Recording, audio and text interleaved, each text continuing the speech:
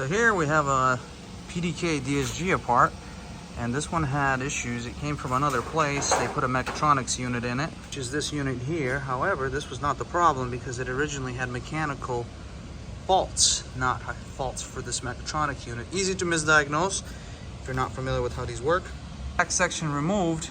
Here's what actually went and happened. So originally it had really nasty oil in the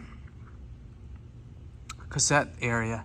So if we look, our 6th gear is pretty chewed up, and actually the whole mechanism. So we're gonna test the gear right next to it.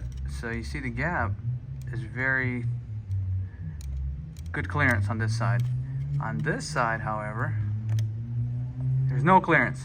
So there you go. You can see the chewed up gears on the 6th gear. When it was pre-selecting, it was grinding, and that was the problem with this unit originally. So same thing here. You know, these are pretty good as well. So there's our issue. It's mechanical, and unfortunately they don't make these gears, so we're gonna have to try to source them. The Porsche dealer wants you to replace this whole unit.